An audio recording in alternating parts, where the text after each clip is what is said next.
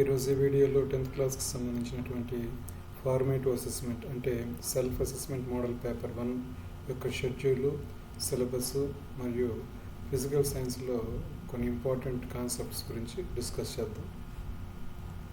Formative 1 షెడ్యూల్ని పరిశీలించినట్టయితే 11వ తారీఖు నుంచి 14వ తారీఖు వరకు జరుగుతుంది.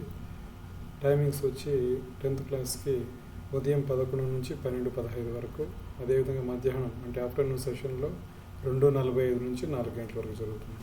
సో ముందుగా 11వ తారీఖు తెలుగు ఆఫ్టర్నూన్ సెషన్లో మ్యాథమెటిక్స్ జరుగుతుంది. అదేవిధంగా 12వ తారీఖు Hindi afternoon session physical science, 13వ తారీఖు మార్నింగ్ సెషన్లో ఇంగ్లీషు, ఆఫ్టర్నూన్ సెషన్ సోషల్ జరుగుతుంది అనమాట. 14వ తారీఖు 9:30 to 10:45 వరకు బయాలజికల్ సైన్సెస్ జరుగుతుంది. ఇక క్వశ్చన్స్ ప్యాటర్న్ విషయానికి వస్తే ఎంసీక్యూస్ అంటే మల్టిపుల్ చాయిస్ క్వశ్చన్స్ 15 ఉంటాయి. అందులో ఒక్కొక్క దానికి ఒక్కొక్క మార్కు చొప్పున 15 మార్కులకు ఉంటుందన్నమాట. అదేవిధంగా VSAQs very short answer questions, number of questions 2 ఉంటాయి. మార్క్స్ ఒక్కొక్క దానికి 2 మార్కులు చొప్పున మొత్తం 4 మార్కులకు ఉంటాయి అన్నమాట. అదేవిధంగా షార్ట్ ఆన్సర్స్ క్వశ్చన్స్ 2 క్వశ్చన్స్ ఉంటాయి. ఒక్కొక్క దానికి 4 మార్కులు చొప్పున మొత్తం 8 మార్కులు. ఇక ఎస్ఏ టైప్ 8 మార్కులు ఒక ప్రశ్న వస్తుంది, మొత్తం మార్కులు 8. సో ఈ మొత్తం టోటల్ మార్క్స్ తీసుకున్నప్పుడు మనకు 35 మార్కులకు గాను స్టూడెంట్స్ ఎగ్జామ్ రాయాల్సి ఉంటుంది. నెంబర్ ఆఫ్ క్వశ్చన్స్ 20 ఉంటాయి. ఇక ఫిజికల్ సైన్స్కి సంబంధించి మార్క్స్ ప్యాటర్న్ పరిశీలిస్తే ఒక్కొక్క మార్కువి 7 క్వశ్చన్స్ ఉంటాయి. అదేవిధంగా 4 మార్క్స్ వచ్చేసి 2 మార్క్స్ క్వశ్చన్స్ 4 ఉంటాయి, అంటే టోటల్ 8 మార్క్స్.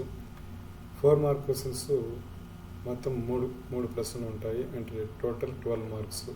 అదేవిధంగా 8 మార్క్ క్వశ్చన్స్ 1 ఉంటుంది అనమాట. సో మొత్తము మనకి 35 మార్కులకు గాను 15 క్వశ్చన్లు రాయాల్సి ఉంటుంది అనమాట.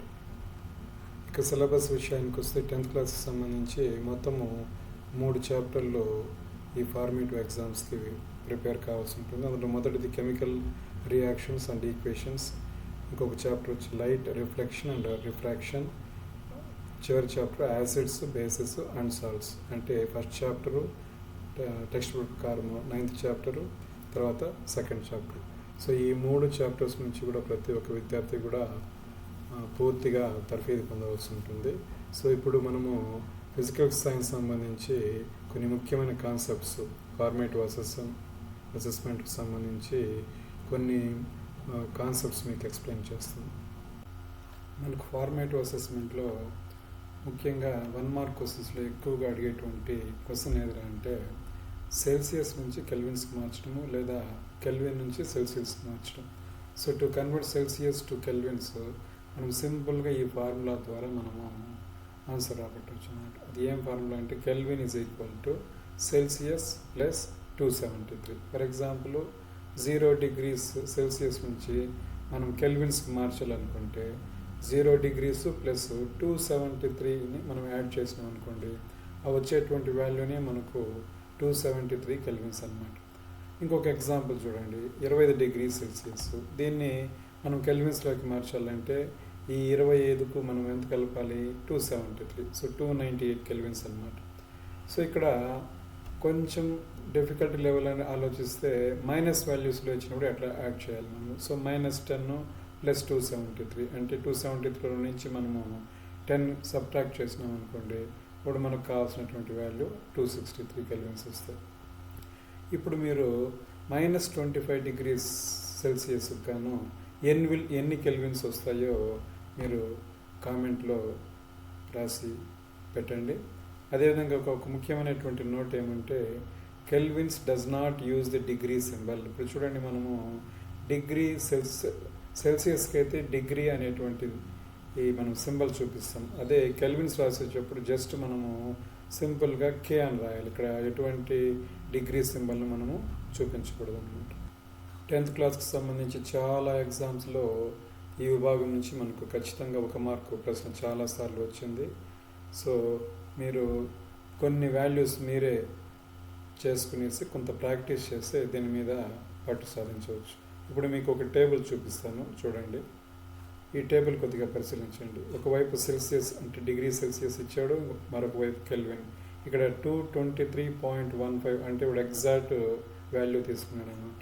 సో ఇక్కడ చూడండి 0 degrees is equal to 0 degrees ఎన్ని కెల్విన్స్కి సమానము 273. మనకు టెక్స్ట్ బుక్లో 273 అనేటువంటి వాల్యూ ఇచ్చాడు.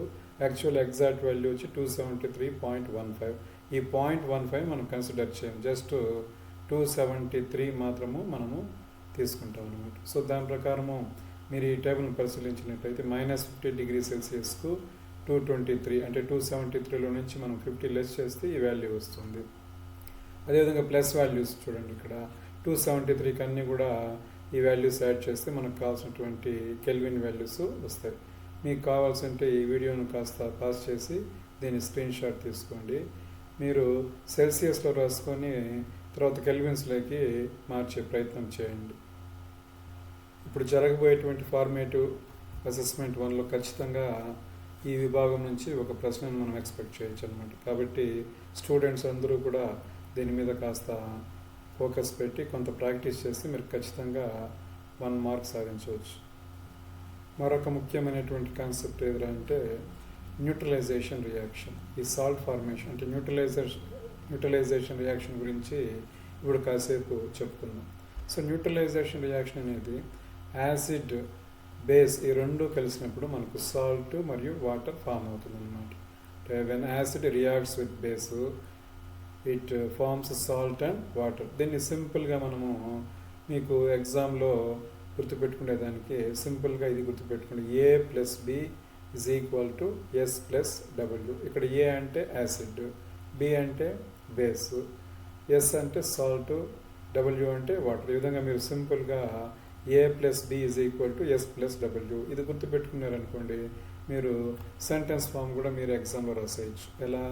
యాసిడ్ అండ్ బేస్ ఈ రెండు కలిసినప్పుడు సాల్ట్ మరియు వాటర్ ఫామ్ అవుతుంది అనమాట. When acid reacts with base it rises to salt and water. So this reaction is called neutralisation reaction. So మనకు ఉండేటువంటి కాన్సెప్ట్లో ఇది చాలా ముఖ్యమైన కాన్సెప్ట్. చాలా ఎగ్జామ్స్లో 10th క్లాస్లో ఈ కాన్సెప్ట్ నుంచి రకరకాలుగా ప్రశ్నలు అడుగుతుంటారు అనమాట. సో ఇది చాలా సింపుల్ ఈక్వేషన్ అనమాట. ఇక్కడ మనము కొన్ని యాసిడ్స్ బేసిస్ చూసి వాటి ద్వారా ఏ సాల్ట్ ఫామ్ అవుతుంది, దానికి సంబంధించినటువంటి ఈక్వేషన్ ఏంటి అనేది చూద్దాం. సో అందరూ చాలా ఈజీగా రాసేటువంటి ఎగ్జాంపుల్ ఎదురా అంటే యాసిడ్ HCl, బేస్ వచ్చి సోడియం హైడ్రాక్సైడ్. సో ఈ రెండు కలిసినప్పుడు మనకు సోడియం క్లోరైడ్ ఫామ్ అవుతుంది అనమాట. మనకి ఈక్వేషన్ పరిశీలించినట్టయితే HCl + NaOH gives rise to sodium chloride plus water. So ఇక్కడ ఇది యాసిడ్, ఇది బేస్, ఈ రెండు కలిసినప్పుడు మనకి ఏం ఫామ్ అవుతాయి? సాల్ట్ మరియు వాటర్. సో దీన్ని మనం ఏమి రియాక్షన్ అంటామంటే న్యూట్రలైజేషన్ రియాక్షన్. అదేవిధంగా మీకు కొన్ని టేబుల్లో కొన్ని యాసిడ్స్ అదేవిధంగా బేసిస్ వాటి నుంచి వచ్చేటువంటి అంటే ఏ సాల్ట్ ఫామ్ అవుతుందో అవి ఇక్కడ చూపించడం జరిగింది. వాటికి సంబంధించినటువంటి ఈక్వేషన్ కూడా మనకు ఇక్కడ చూపెట్టడం జరిగింది అన్నమాట. సో మీకు ప్రతి ఒక్కరూ కూడా ఈ 4-5 ఎగ్జాంపుల్స్ మీరు బాగా ప్రాక్టీస్ చేసినట్టయితే ఈ న్యూట్రలైజేషన్ రియాక్షన్స్ మీరు ఎగ్జామ్లో బాగా రాయొచ్చు. ఇక రెండవ ఎగ్జాంపుల్ చూద్దాం. సల్ఫ్యూరిక్ యాసిడ్ మనందరికీ తెలిసింది. దీన్ని ఏమంటాం మనము? కింగ్ ఆఫ్ కెమికల్స్ అంటాం అన్నమాట. సో సల్ఫ్యూరిక్ యాసిడ్ అదేవిధంగా బేస్ పొటాషియం హైడ్రాక్సైడ్ ఈ రెండు కలిసి మనకు ఏం సాల్ట్ ఫామ్ చేస్తాయంటే పొటాషియం సల్ఫేట్ K2SO4 అనేటువంటి సాల్ట్ని ఫామ్ చేస్తుంది. సో దానికి సంబంధించినటువంటి ఈక్వేషన్. సో ఇక్కడ ప్రతి ఈక్వేషన్లో చూడండి మనకు ఒక యాసిడ్ ఒక బేసు దాని నుంచి వచ్చేటువంటి సాల్ట్ మరియు వాటర్ ఫామ్ అయింది. So A+B is equal to S+ water. So ఈ రియాక్షన్ మనం ఏమంటారంటే న్యూట్రలైజేషన్ రియాక్షన్ అంటారు. అదేవిధంగా మూడవ ఎగ్జాంపుల్ 4 ఎగ్జామ్స్ ఇక్కడ ఇవ్వడం జరిగింది. సో ప్రతి ఒక్కరూ కూడా ఈ 4 ఎగ్జామ్స్ మీరు బాగా ప్రాక్టీస్ చేసినట్టయితే మీరు ఈ న్యూట్రలైజేషన్ రియాక్షన్ను చాలా చక్కగా ఎగ్జామ్లో రాయొచ్చు.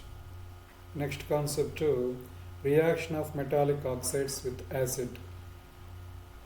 ఈ ఈక్వేషన్ ఒకసారి మీరు పరిశీలించండి. ఇక్కడ చూడండి, copper to oxide plus hydrochloric acid gives rise to copper to chloride plus water. So అంటే కాపర్ టు ఆక్సైడ్ అంటే CuO ప్లస్ తర్వాత హైడ్రోక్లోరిక్ యాసిడ్ అంటే ఇక్కడ కాపర్ 2 ఆక్సైడ్ అనేది మెటాలిక్ ఆక్సైడ్ అంటే reaction of metallic oxides with acid అంటే metallic ఆక్సైడ్స్ని యాసిడ్తో reaction జరిపినప్పుడు మనకు ఏం ఫామ్ అవుతుందనే చూద్దాం. So copper 2 oxide plus 2HCl gives rise to CuCl2 అంటే కాపర్ 2 క్లోరైడ్ ప్లస్ ఇంకా ఏం ఫామ్ అవుతుందంటే వాటర్. ఇది చూడండి, మీరు బాగా అబ్జర్వ్ చేయండి, వాటర్ ఉంది, సాల్ట్ ఫామ్ అయింది. అదేవిధంగా రియాక్టెంట్స్లో ఏముంది, HCl అంటే యాసిడ్. అంటే ఈ మొత్తం పరిశీలించినట్టయితే మీరు ఇది ఏ రియాక్షన్ పోలి ఉందంటే ఇంతకుముందు మనం న్యూట్రలైజేషన్ రియాక్షన్ చెప్పుకున్నాం కదా. సో న్యూట్రలైజేషన్ రియాక్షన్ పోలి ఉందన్నమాట. ఇక్కడ యాసిడ్ ఉంది, దాని నుంచి సాల్ట్ వాటర్ ఫామ్ అయింది. అంటే యాసిడ్తో ఏం రియాక్ట్ అయింది, బేస్. సో కాపర్ ఆక్సైడ్ అంటే మెటాలిక్ ఆక్సైడ్ మనకు బేసిక్ నేచర్ కింద వస్తుంది అనమాట. ఇక్కడ చూడండి, this is a neutralisation reaction. So copper oxide is a basic oxide, a metal oxide, and it reacts with acid to form a salt and water. So మనము ఈ మొత్తం రసాయన చర్యలు ఏం తెలుసుకుంటామంటే, since metallic oxides react with acids to give salts and water, అంటే metallic oxides యాసిడ్స్తో react అయినప్పుడు మనకు ఏమేమి ఫామ్ చేస్తాయి, సాల్ట్ ఫామ్ చేస్తుంది, వాటర్ ఫామ్ చేస్తుంది. అంటే ఇది న్యూట్రలైజేషన్ రియాక్షన్ పోలి ఉంది. So similar to the reaction of base with an acid, metallic oxides are said to be basic oxides. So neutralisation రియాక్షన్తో పోలి ఉంది కాబట్టి ఈ మెటాలిక్ ఆక్సైడ్స్ అన్నీ కూడా మనకు బేసిక్ ఆక్సైడ్స్ అన్నమాట. గుర్తుపెట్టుకోండి, మెటాలిక్ ఆక్సైడ్స్ అన్నీ కూడా బేసిక్ ఆక్సైడ్స్. ఎందుకంటే మెటాలిక్ ఆక్సైడ్స్ యాసిడ్తో రియాక్ట్ అయ్యి మనకు సాల్ట్ మరియు వాటర్ని ఫామ్ చేస్తాయి కాబట్టి సో ఇవి బేసిక్ ఆక్సైడ్స్ కిందకి వస్తాయి అన్నమాట. ఇప్పుడు ఇంకొక కాన్సెప్ట్ చూద్దాము. సో నాన్ మెటాలిక్ ఆక్సైడ్స్ ఏ నేచర్ని కలిగి ఉంటాయి అనేటువంటి విషయాన్ని మనం డిస్కస్ చేద్దాం. So reaction of non metallic oxides with acid. ఇక్కడ ఒక ఈక్వేషన్ ఇచ్చినాం చూడండి, reaction between calcium hydroxide and carbon dioxide. So calcium hydroxide carbon డైఆక్సైడ్తో కలిసి మనకు కాల్షియం కార్బోనేట్ మరియు వాటర్ను ఫామ్ చేస్తుంది అనమాట. సో ఈక్వేషన్ పరంగా చూస్తే మనము CaOH twice plus CO2 gives rise to CaCO3 plus water. So దీన్ని న్యూట్రలైజేషన్ రియాక్షన్ మరియు ప్రెసిపిటేషన్ రియాక్షన్ అని కూడా అంటాం. ఎందుకు, న్యూట్రలైజేషన్ రియాక్షన్ అనేది ఏమి, యాసిడ్ మరియు బేస్ ఈ రెండు కలిసి సాల్ట్ మరియు వాటర్ను ఫామ్ చేస్తుంది కాబట్టి ఇది న్యూట్రలైజేషన్ రియాక్షన్ అనమాట. ఇక్కడ చూడండి, సాల్ట్ ఫామ్ అయింది, వాటర్ ఫామ్ అయింది. అదేవిధంగా దీన్ని ప్రెసిపిటేషన్ రియాక్షన్ కూడా అంటాం. ఎందుకంటే ఇక్కడ ఫామ్ అయినటువంటి కాల్షియం కార్బోనేట్ అనేది మనకు ప్రెసిపిటేట్గా ఫామ్ అవుతుంది అనమాట. సో ఇక్కడ మనం ఇది న్యూట్రలైజేషన్ రియాక్షన్తో పోల్చవచ్చు. ఎలా అంటే ఇప్పుడు చూడండి, ఒక యాసిడ్ ఒక బేసు, ఇది మనకు అందరికీ తెలిసింది కాల్షియం హైడ్రాక్సైడ్ అనేది బేసు. ఇక బేసు ఇది కార్బన్ డైఆక్సైడ్, ఇది సాల్ట్ వాటర్. సో మనకు బేస్ ఉంది, సాల్ట్ ఉంది, వాటర్ ఉంది. సో మరి ఇది కార్బన్ డైఆక్సైడ్ దేని కిందకు వస్తుంది అంటే ఇది యాసిడ్ కిందకు వస్తుంది అనమాట. సో కాబట్టి ఇది న్యూట్రలైజేషన్ రియాక్షన్ పోలి ఉంది కాబట్టి since this is a similar to the reaction between a base and an acid, we can conclude that non-metallic oxides are acidic in nature. So non-metallic oxides అన్నీ కూడా ఏ నేచర్ని కలిగి ఉంటాయంటే అసిడిక్ నేచర్ని కలిగి ఉంటాయి. ఎందువల్ల అంటే ఈ రియాక్షన్ అనేది న్యూట్రలైజేషన్ రియాక్షన్ పోలి ఉంది కాబట్టి ఇక్కడ సాల్ట్ మరియు వాటర్ ఫామ్ అయింది, ఇక్కడ బేస్ ఉంది. ఇంకో బేస్తో పాటు ఏం కలిస్తే మనకు సాల్ట్ వాటర్ ఫామ్ అవుతుందంటే యాసిడ్. కాబట్టి ఇక్కడ కార్బన్ డైఆక్సైడ్ అనేటువంటిది నాన్ మెటాలిక్ ఆక్సైడ్ అనమాట. సో నాన్ మెటాలిక్ ఆక్సైడ్ అన్నీ కూడా యాసిడిక్ నేచర్ను కలిగి ఉంటాయి. 10th క్లాస్కి సంబంధించి మరిన్ని ఫిజికల్ సైన్స్ కాన్సెప్ట్స్ కోసం ఈ యూట్యూబ్ ఛానల్ సబ్స్క్రైబ్ చేయండి, లైక్ చేయండి మరియు షేర్ చేయండి. నేను ఎప్పటికప్పుడు పెట్టేటువంటి వీడియోలు మిమ్మల్ని చేరాలంటే ఈ బెల్ ఐకాన్ మీద క్లిక్ చేయండి, మీకు వెంటనే నోటిఫికేషన్ వస్తుంది. Thank you very much.